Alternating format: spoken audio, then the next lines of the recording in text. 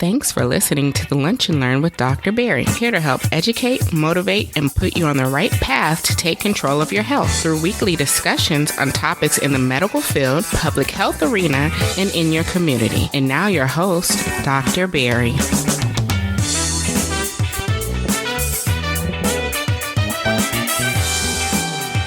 The problem is my young invincible folks, or my folks who believe that the flu vaccine is some make-believe being that, doesn't really work. You guys are the one that's kind of passing it around. So the next time, when you hear about the flu shot, the next time when you think about a flu shot, just remember, like, you're getting a flu shot not really to protect you. Yes, to protect yourself, that's a big thing, but really you got to protect everyone else around you. So I wish I could have said that was a preview to today's episode on the flu. But unfortunately, that was audio that I recorded January 5th, 2017 on my 8th episode of The Lunch and Learn with Dr. Barry.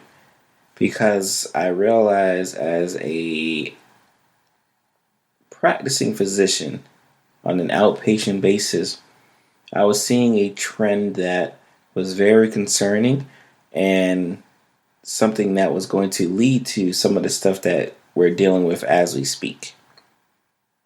And if last time, you picked up any, book, magazine, read any recent web posts online, especially from a health standpoint, you know that we are currently in one of the deadliest flu seasons that we've had in years. And the numbers are just absolutely astonishing, and we're going to talk about that during the podcast episode. But I really want to stress that even last year, it was something that I was concerned about. And some of the stuff that's happening now isn't surprising to me. It's sad, really. So today's episode, we are going to be talking about why have you not gotten your flu shot yet? And I'm talking to the most likely 60% of people who have not gotten the flu shot yet, because we know about 30 to 40% only get the flu shot. Right. So stay tuned. Like always, if you want my show notes, head over to drpierresblog.com/LLP052. Again, if you want the show notes for today, please head over to drpierresblog.com/LLP052.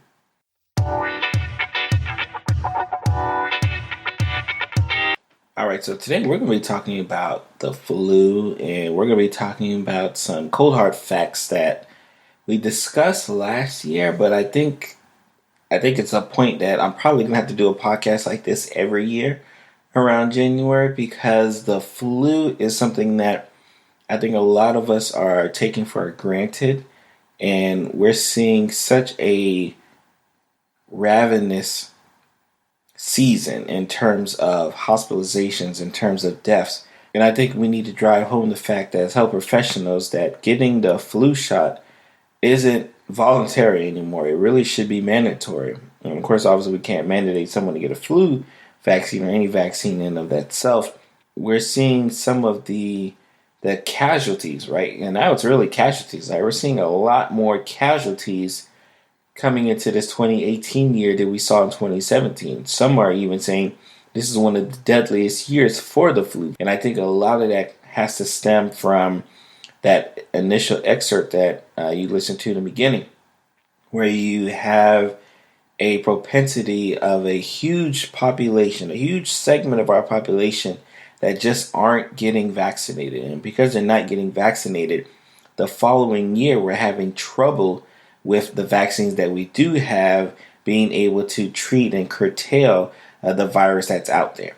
So, this, again, like I like to start with, especially these medical spotlight type podcasts and blogs, is hit you with some cold hard facts, hit you with some numbers so you can kind of understand the psyche and how important it is from a health professional standpoint of why we stress, getting your flu shot, right? So since mid-October, we have already had 759 deaths attributed to the flu. Mid-October. Since December, that's averaging about 100 people per week are dying. And again, not getting sick, are dying from the flu. 12 to 60,000 people die every year If you're thinking that it's just a flu, it's just the flu, I'm okay, I'll just sleep it off, I'll drink some orange juice. 12 to 60,000 people are dying each year. Over 700,000 are being hospitalized, right? 700,000 people every year have to go to the hospital, spend a night or two in the hospital because of the flu, right? So again, when you hear this, I don't believe in the flu type BS, right? Like, this is what we say, right? 700,000 people end up in the hospital for it, right? And for those who are wondering, like, who could get the flu vaccine, if you're over the age of 6 months and you have no allergies, and if you have an allergy, because there's certain people who have allergies to eggs and certain types of vaccines, so they kind of get shunned away from getting a lot of these vaccines, you should be getting a flu shot, right? And again, I said starting from the age 6 all the way up, right? So you could be 50, 60, 70, 80 years old, and the flu shot is still right for you. The most common affected group, and I talked about this on the live stream last year, is the group from 18 to 64. So if you're in the ages of 18 to 64, you are more likely to be affected by the flu shot. And the numbers I stated earlier, when I said about 700,000 people end up in the hospital, 65 million people approximately get the flu. 65 million people approximately get diagnosed with the flu, get symptoms of the flu, and we're going to talk about the symptoms in a second with the flu virus. And it costs, just in the United States, and we're not even talking about worldwide, just in the United States, it costs us about $10 billion every year to deal with every effect that's associated with the flu, right? And that includes deaths, that includes hospitalizations, that includes missed time from work, that includes medications. All of these things, about $10 billion a year, is spent just on the flu, right? So again, we really want to stress, especially to those who are here and you're ready to empower your life and get on with the business and take control of what you need to take control. I can tell you the flu is one of those things you need to have a handle on very quickly. And I think this is probably the more telling thing, right? And this leads to a lot of the questions or a lot of the responses I get when I say, hey, do you get the flu shot? Only about 40% of the people, especially in America, only 40% of the people in America get the flu shot. So I want you to kind of, think about that, right? I already said that 65 million with an M get the flu vaccine, get the flu virus. But only 40% of those people are actually going to get the flu vaccine. And if they don't get the flu vaccine, how can we necessarily expect it to be good next year, right? You have a population, about 60% of your population who aren't going to get the flu shot and who are going to get sick, get with the flu, and then give it to somebody else. Or it's going to be the same 60% of people who do not get sick, and then next year say, hey, I didn't get sick last year, so I'm not going to get it this year. But then they have the flu, and then they give it to everybody else. So that's, again, I think just from a numbers games, I kind of want to always put in perspective. So, when you hear your doctor, when you hear your pharmacist really stressing on getting a flu shot, I can assure you it's not for any monetary gain. Like, these numbers are numbers that we are very well aware of, and it's and that's the reason why we stress trying to get everyone to get their flu shot as quick as possible. So I want to talk about a couple of patients I've dealt with in the hospital just in the past couple of weeks. In the past couple of weeks, I've had an elderly gentleman, has a history of COPD. He presents to the hospital with shortness of breath. And of course, we initially assumed because it's cold and flu season, maybe he's having an exacerbation of a COPD. But on admission, he's found to be positive for the flu. Okay. So he started on medication for his flu. He started on medications for his COPD.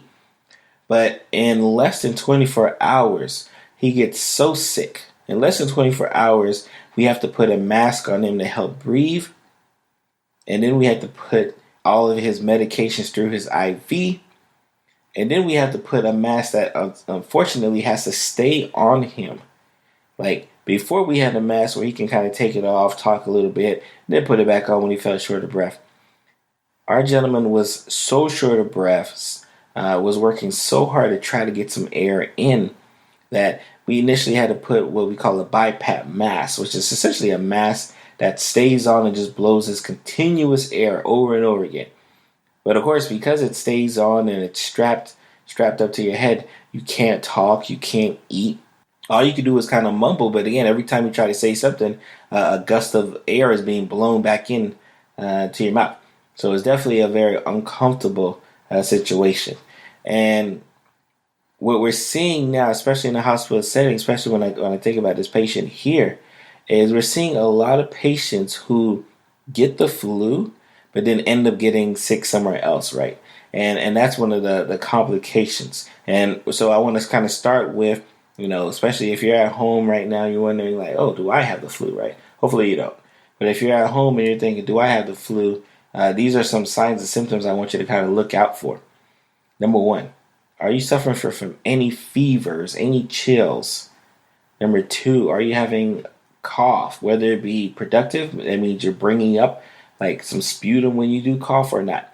If you're having a sore throat, again, sore throat is one of the most common ones I see in my patient population when they say they're having flu-like symptoms. Body aches is another popular one that a lot of people will say that their joints hurt, their arms hurt, their legs hurt. It just randomly hurts and they're not sure why, as if they ran a few miles and all of a sudden their body's like kind of clenching. Like that's the type of body aching pain that they feel. And for your young children will actually develop a lot of GI related symptoms. So they'll have nausea, they'll have vomiting, they'll have diarrhea, and they'll still all be due to the flu. So it's something that, from a signs and symptoms standpoint, you may have for a couple of days and it kind of goes away, which is the reason why about 65 million of you guys will actually get the flu, but only 700,000 end up actually being in the hospital. Because sometimes the symptoms come on and go so quickly that by the time you think, all right, I need to go to the doctor's office, most of your illnesses are done, so you tend to stay home. So now that we have those signs and symptoms, right, like how does the flu get around, right? Like, why is the flu so bad? And if you're in the hospital setting, especially for those who fortunately you have never been in a hospital setting to see this instant, but if you're in a hospital and you get diagnosed with the flu, you are automatically put what we call droplet precautions. And that kind of segues right into how does the flu virus spread around? And it's spread through the air. So when the patient is coughing, when the patient is sneezing, when the patient is just doing their regular talking, that is a way for the virus to get from point A to point B. And as an internist who works in a hospital, and even in outpatient setting, I can tell you, I used to have patients all the time who would come with these similar symptoms, but then they're coughing in the air, they're talking, they're sneezing, they're doing all of these things that I'm like, oh man, why am I still in this room? Right? So that's something to think about, right? When we talk about the flu, these are the way the flu gets out. And unfortunately, the flu, you can actually, because my follow-up question I always get is, well, like, who do I need to be around anyone? Like, do I have to stay alone? And what I always tell my patients is about 2 to 3 days before you probably started really experiencing symptoms, you are contagious and able to spread the flu virus. And usually up to about a week or so is when we say, you know what, you can have regular contact with people again. Because we know how easily, if you're in a closed room and someone starts coughing or sneezing and now those air particles just kind of like stay around, there's a chance of you getting the flu from that. So very diligent on trying to get your patients, into the office, into the hospital as soon as possible so you can start treating as soon as possible. Because once their symptoms kind of go away, then you say, it's okay. You can, be around your kids. You could be around your pregnant wife or something. So those are just some of the things we do when we're not trying to get the flu, right? Where we're not trying to give the flu away. We patiently tell our patients to kind of stay away from everybody for about a week. And the complications. So what happens when you get the flu? And this is what I alluded to, especially for my patient in the hospital, is that you can get what we call a post-influenza bacterial pneumonia. It sounds just like it is, right? When you get the flu, and then right after that, you get a pneumonia. And reason being is that the flu helps break down your defense systems. You're not feeling the best as you can, and you're not fighting all of the infections like you normally would. But here comes when you get that flu vaccine, and all of a sudden it kind of leaves you open for these bugs that were just waiting to try to attack you. So from that standpoint, that post-bacterial pneumonia, that's where we tend to see a lot of our patients end up in the hospital, as well as just fevers that don't seem to get any better. They kind of wax and wane. But with the flu, it's actually very common to have fevers that kind of wax and wane during the initial stages of it.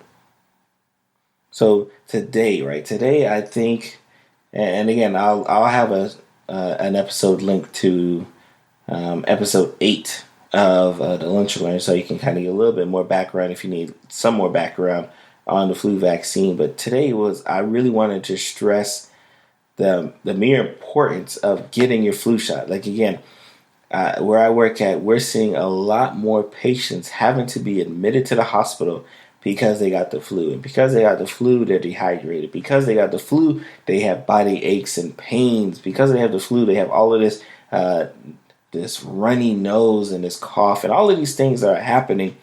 And you're not sure if this is one of those instances where, they're going to get pneumonia right behind it or some other opportunistic infection. But we do know, suffering from the flu leaves you open for a lot of these problems. So I leave today, right? So I leave today just with some few parting words. Of course, I've been talking for a while, so I've given you guys plenty of parting words, but at least today, especially to kind of wrap up this topic. If you don't do anything today, right, I want you to understand, especially, and I'm talking to my 18 to 45. I'm talking to my 18 to 64-year-old group, the one who's most commonly affected with the flu. I need you to go ahead and get your flu vaccine, right? Like, the excuses just aren't valid anymore, right? Like, we're, especially as most of my outpatient colleagues, we already understand that there's a million excuses why you don't take the flu vaccine, but we're usually not going to listen to any of them until you do. So it's honestly just better to get the flu shot, because every time you go to your doctor's office, they're going to ask. Every time you go to a hospital, they're going to ask. Wherever you go, any health facility, they're going to want to know if everything's okay. So head over to your health department. Head over to your Walgreens if you have a Walgreens next to you. Head over to your CVS if you have a CVS next to you. And last but not least, right, and I hate to say that, I guess I'm saving the best for last. Head over to your primary care physician if you have one. If you have a primary care physician, head over to them and say, hey, Dr. Barry says I need to get this flu shot today. And just go ahead and do it. Go ahead and knock it out. So that's my cue. Again, I want to thank all you guys for the massive support you guys have been, bestowing upon me.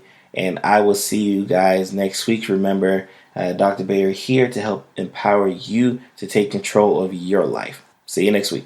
Hey, Dr. Bear here. You have just listened to another great episode of the Lunch and Learn with Dr. Bear. I hope you're excited and hope you learned something from today's episode. I hope you learned from all of the episodes that you get a chance to listen to. Before you leave, if you not have already done so, go ahead and subscribe to the podcast. I am everywhere where you like to listen to podcasts at, whether it be Apple Podcasts, Google Play, SoundCloud, Stitcher Radio, iHeartRadio, wherever you like listening to podcasts. The Lunch and Learn with Dr. Bear is there. Also, go ahead and follow me on my social media outlets. I'm on Instagram, I'm on Facebook, as well as Twitter, all at Lunch Learn Pod. Whether it be twitter.com/lunchlearnpod, facebook.com/lunchlearnpod, and instagram.com/lunchlearnpod, where you can, get any videos, any pictures I may post, any messages or writing. So please follow me on there right after you go ahead and subscribe to the podcast, and right before you leave me a 5-star review on either Apple Podcasts or Stitcher Radio, or wherever you can actually leave me a review. I'm much appreciative of all of you guys' support. And like I said earlier in the show, I will see you next week.